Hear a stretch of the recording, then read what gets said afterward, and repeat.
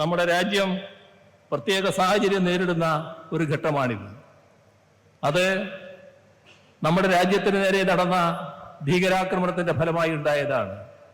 നിർഭാഗ്യരായ നമ്മുടെ സഹോദരങ്ങൾ കൊല ചെയ്യപ്പെടാനിടയായ ഭീകരാക്രമണം. ആ ഭീകരാക്രമണത്തെ രാജ്യം ഒറ്റക്കെട്ടായാണ് അപലപിച്ചത്.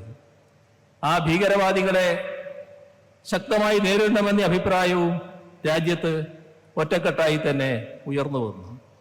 ഇപ്പോ ആ ഭീകരവാദികൾക്ക് പിന്തുണ കൊടുത്തുകൊണ്ട് നമ്മുടെ അയൽ രാഷ്ട്രം പാകിസ്ഥാൻ പ്രവർത്തിക്കുന്നുവെന്ന സാഹചര്യം ഉണ്ടായിരിക്കുന്നു. നമുക്ക് തുടരെ പ്രശ്നങ്ങൾ സൃഷ്ടിക്കാൻ വേണ്ടി അവർ ശ്രമിക്കുന്നു. ഇതൊരു പുതിയ അന്തരീക്ഷം സൃഷ്ടിച്ചിരിക്കുന്നു.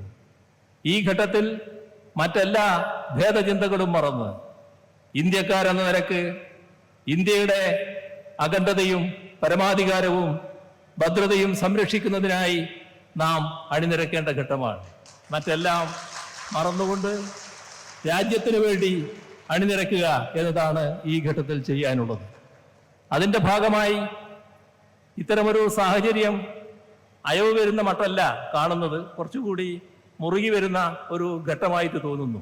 അങ്ങനെ ഒരു ഘട്ടത്തിൽ ഞങ്ങൾ ഈ 4ാം വാർഷികാഘോഷ പരിപാടികൾ ഈ ഘട്ടത്തിൽ നടത്തുന്നത് ഔചിത്യപൂർണമാണോ എന്നൊരാലോചന ഇന്ന് ഉച്ചയ്ക്ക് ചേർന്ന മന്ത്രിസഭാ യോഗം നടത്തുകയുണ്ടായി.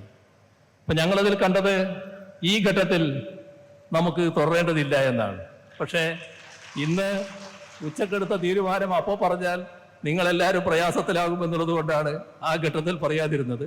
ഇന്ന് ഇവിടെ വെച്ച് പറയാമെന്നാണ് കണക്കാക്കിയത്. ഇതിന് ശേഷമുള്ള ഇനി 6 ജില്ലകളിലെ പരിപാടിയുണ്ട്. അത് തൽക്കാലം മാറ്റിവെക്കുകയാണ്. Subscribe to One India and never miss an update.